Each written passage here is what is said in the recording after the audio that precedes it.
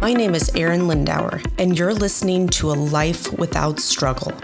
I'm a wife, a mother of 2 wonderful children, a 2-time best-selling author, and a highly driven and successful entrepreneur.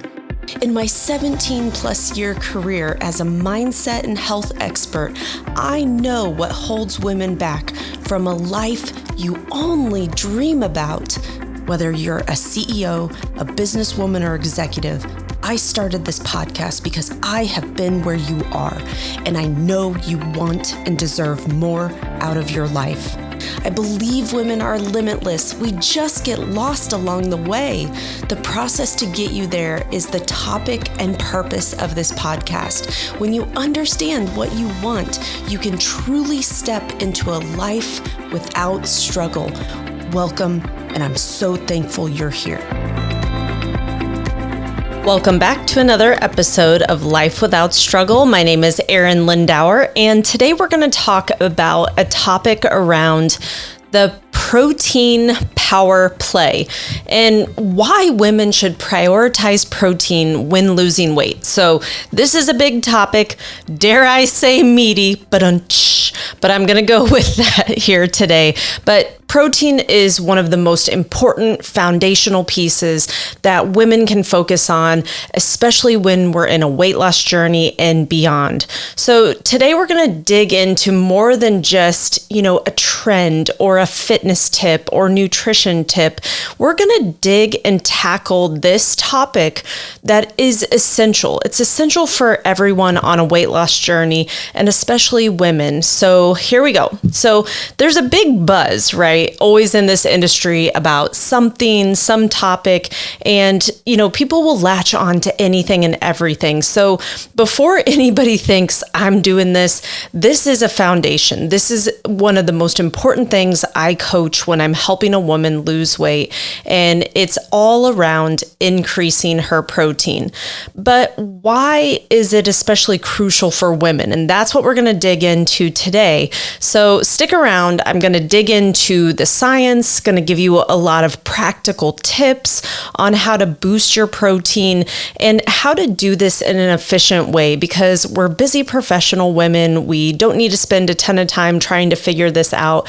And 9 times out of 10, you're pretty darn close to already hitting what it is that you need to hit. So, all right, let's dive right in here. So, first and foremost, protein boosts your metabolism. So when you're in a caloric deficit, your body's metabolism can slow down.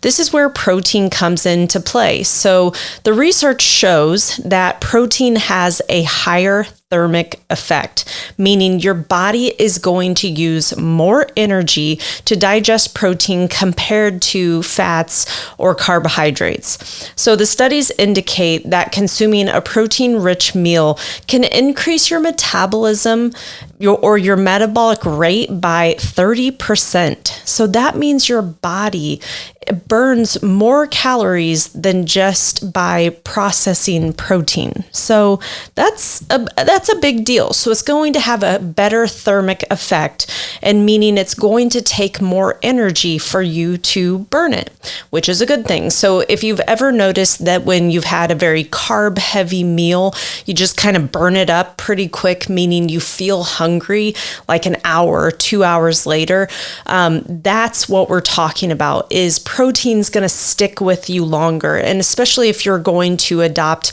my philosophy and my mindset around weight loss in women, is if you're trying to make it from breakfast to lunch or lunch to dinner, you want to ensure that you have plenty of protein in those meals so that you stay full to the next meal. And there's a lot more that goes into that. So the second thing that I wanted to speak into is protein preserves your muscle mass. So when you're losing weight, there is a risk of losing muscle mass along with the fat. This is where adequate protein intake is crucial. So protein is going to help you preserve the muscle mass, which is important because the muscle burns more calories at rest than fat. So this is a study that was published in the American Journal of Clinical Nutrition, found that individuals who ate a higher protein diet while losing weight retained more muscle than those on a lower protein diet. So this is research. Research has shown us time and time again that when someone has adequate amounts of protein, so there is a Goldilocks zone to this, which I'll give some recommendations in this as well, is you want to have that increase of protein because it's going to help when you are in a caloric deficit, meaning you're consuming less calories than you burn, creating that nice deficit so that we can lose fat. When you have your protein up there, you're going to help preserve lean tissue. So another big piece of this is the protein will help you control your appetite. So feeling hungry all the time is terrible. That is not something that we want to feel. It can make weight loss extremely challenging. And this is where protein can help. So having high protein foods will increase your production of hormones that signal fullness. It's like the peptide YY and your GLP-1, which, everybody's all into right now. But one study found that participants on a high protein diet had reduced hunger and calorie intake compared to those on a lower protein diet. This makes protein just a really good ally in managing your cravings and keeping you satisfied longer. So while I mentioned the GLP-1s, I am not for or against using those types of products. You may be familiar with it being called the weight loss shots. And here's the thing, you have to still change behaviors. In order for you to maintain and keep the weight loss, you have to change your behaviors around food. Can the shots be helpful? Yes. In some situations, I do believe that this is something that can be helpful. Do I feel it should be our first defense in fighting obesity? Heck to the no. So I do not believe in that. But on the flip side, it is wildly important to still address your nutrition, specifically your protein intake, if you're going to be utilizing the GLP-1 or the shots that are out there and available today for weight loss. The other thing we want to focus on with protein is that it stabilizes your blood sugar levels. So keeping blood sugar levels stable is essential for weight loss. Protein is going to slow down the absorption of glucose in the bloodstream, which will then help prevent those spikes and crashes in blood sugar. And this can reduce cravings and help just with overall appetite control, that satiety piece. It was in the Journal of Nutrition. They published research showing that meals with higher protein content led to more stable blood sugar levels compared to meals with less protein. So again, it's to our benefit, and especially for anyone struggling with type 2 diabetes, is when you can increase your protein in each meal.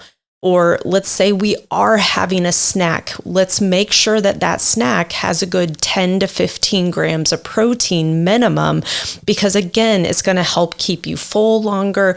We're not going to have those spikes and valleys, which again, with diabetes, that is something if you're monitoring your blood sugar, or if you're just wearing a continuous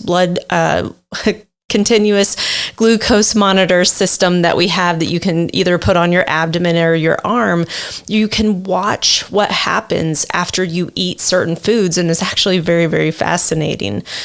Another thing that we want to focus on is protein supports recovery and exercise performance. So especially for my ladies who are working out, who are lifting weights, and you're still desiring weight loss, protein is going to be vital for your recovery. So after workouts, protein can help repair, rebuild muscle tissues.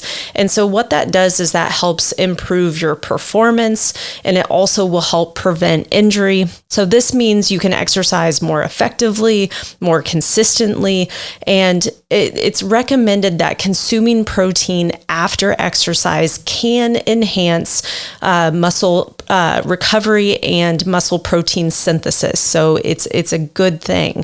So this is some of the science behind it, where, you're going to feel full longer. You're going to have more energy. It has a higher thermic effect. It's going to help stabilize blood sugar levels.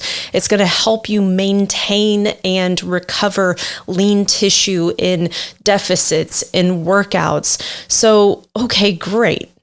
How do I do this is probably what you're wanting to know now. And so my big recommendation is you want to have protein in every single meal. Every single meal, or if you are having a snack, you want to make sure that you have a fair amount of protein. So your protein is going to come from your meats, your eggs, some dairy products, some legumes. There are plant-based proteins such as tofu or temp. And so what you want to think about is you want to have a complete protein. And so I'm going to touch on collagen. Collagen is fantastic. I could do a whole podcast on collagen. It is not a complete protein. So you cannot include that in your total amount of protein taken in for that day, but there are huge, huge benefits from taking it. So I don't want to shy anyone away from taking collagen. So what we want to think about is every time you're building your meal, you want to ensure you have protein. Now, you may be asking me, well, okay, how much? How do I know how much I should consume? And so the research is showing us that you need to consume 1 gram of protein per 1 pound of ideal body weight. So if someone's ideal body weight was 120, 130, 140, 150, that is going to be how much protein you want to take in an entire day. Now, you may be saying, well, okay, that's a lot. And so, if we said we were going to consume 150 grams of protein, and let's say, for example, you had 3 solid meals a day, you're going to need to get in a good 50 grams of protein each meal. Now, you may be saying, how the heck would I do that? And that's a fantastic question. So here's how I want to just put a huge old asterisk in this conversation is if you are not consuming 100 grams of protein every single day today, that is your first benchmark. Most women, when I first, start interacting with them, they're getting maybe 50, 60 grams of protein. And that is pretty consistent. Over 16 years of looking at women's nutrition, how much food they're taking in, that's a pretty standard what they're having. They're having 1 egg. They're having, soup soup and some type of club sandwich or grilled cheese. That's what I couldn't remember that. And then for dinner, maybe they're having meat and veggies and a potato. And even that, you're not getting there. 1 egg is like 6-7 grams of protein, depending on how big it is. Unfortunately, the grilled cheese sandwich or the lunch meat sandwich is not going to add up to maybe 10, if that. The soup certainly wouldn't have anything in it. And then, depending on dinner, you may have a good 20, depending on how much meat you put on your plate. But that's a pretty normal woman diet that I see before I start interacting with her. And here's the thing, the food is absolutely going to matter. And we need to focus on, okay, how many eggs are appropriate for me? Or do I need to consider Greek yogurt or cottage cheese? Or should I take in a protein shake? What kind? Powder, ready to drink? What's important? And so there's a lot of different ways that we can slice this up. And so I want to make this simple for you. What you want to think about is choosing high quality proteins. So opt for the higher quality protein sources that provide all essential amino acids. These include animal-based products, so this is your chicken, your fish, your eggs. And then there are going to be some plant-based sources like quinoa or different soy type of products. And so you want to do what's best for you, but meat products are going to get you there faster, and there is a ton of research supporting eating animal products. Now, again, I keep putting asterisks out there. The quality of your meat does matter. And in this day and age, there is a lot of different standards or lack of standards when it comes to our meat. There's a lot of he said, she said, government gets in there. And so it can be very, very challenging. And so would I love everybody to be able to go to the farmer down the street and the farmer sourced and did all the things? Of course, I would love that. But we've got to do what's best for you. If right now the quality of your meat is coming from a big box grocery store and that is the best you can do, that's what I want you to keep doing. Do I feel that you need to buy all organic? Absolutely not. I personally don't buy all organic. Now, I pick and choose on some things that I do, but that's what works for myself personally. So we want to consider really high quality when it comes to our meats. This is important just in how your body digests it, what's been injected or added into it. How was the animal treated? There's a lot that can go into this. And again, that could be its own podcast as well. So some other things that you really want to consider, and I get this question so many times when I'm talking about increasing protein, and I'll have a woman say, well, I don't want to just be drinking protein shakes and eating bars and doing all these things because I just can't get this protein in. And listen, fair. I will tell you that most women will add in some sort of supplement, such as a protein powder or a protein ready-to-drink type of product. This doesn't mean that everyone needs to do this or will do this. All proteins are not created equal, okay? So this is a big one. And some people tolerate certain proteins and some people do not tolerate. For myself personally, I do not do well with pea protein. Pea protein will bind me up. I get really bloated, just really uncomfortable, and I just don't digest it well. But a good high quality whey protein, hands down, I do just fine with. So it's really important for you to understand that if one protein powder is not responding well for you, there is 100 other options. Doesn't mean you have to buy the most expensive, but there are certain ones that are going to react better. And so if you have questions on which ones to use, ones that I personally love the most currently today, and it can change, right? Because technology changes, companies change. Right now, I absolutely love First Form. They do a really good job with their protein powder. And then I also like a company out of Minnesota called Eneva. Theirs, hands down, is probably the cleanest protein I have personally ever consumed. Now, I will tell you the taste is not as yummy as others. So it's very stripped down. It's 4 ingredients, which I personally love that, especially for someone who is more sensitive. If someone has like a dairy allergy, we have always found that they're able to take in that protein and be absolutely fine with it. The other thing to really consider with your ready-to-drink shakes is that shake can sit on the shelf for a certain amount of time. Same with the protein powders, but with the protein shakes, the ones that are ready to drink, those ones I find have a lot more fillers, thickeners, additives, tastes in them. And you got to be careful with those, and you got to see which ones respond best for you personally. So it's really important for you to test these out. I have found a lot of my clients really enjoy Fairlife's products when it comes to a ready to drink, just twist off the cap, drink it down. Fairlife currently at this time of recording has done a really nice job with their products. So you want to consider ones that have minimal additives. You don't want to have a ton of sugar in these. Personally, how I make my shake is literally just stripped down just water. I'll put 2 pieces of frozen strawberries, 2 pieces of like little frozen banana, and then I blend it up down the hatch.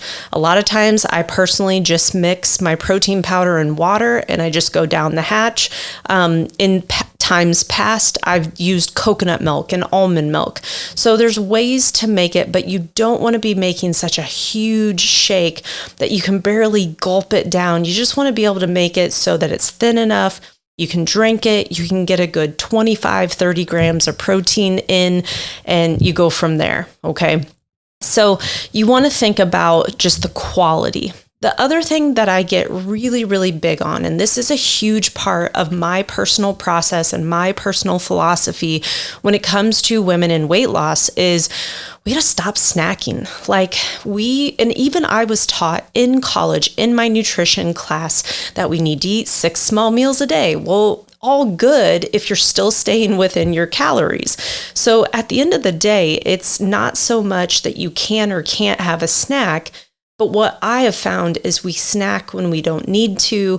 We're eating a bunch of just carbs or garbage, just things that we don't need because we do it out of boredom. We do it because it's late at night and we really just need to go to bed. And so I'm really, really big on 3 really satisfying meals. It's okay if you just had 2 really satisfying meals. Again, just be aware how many grams of protein and how the heck would I make that happen. But you can also add in some really smart snacks where you have a good 10 to 15 grams of protein, partner it with a fruit, with a veggie, and that's really going to serve you. So like a couple hard-boiled eggs and maybe, some grapes or some apple and peanut butter, or, some Greek yogurt with some berries, maybe a little honey, agave, whatever on there to take the tart.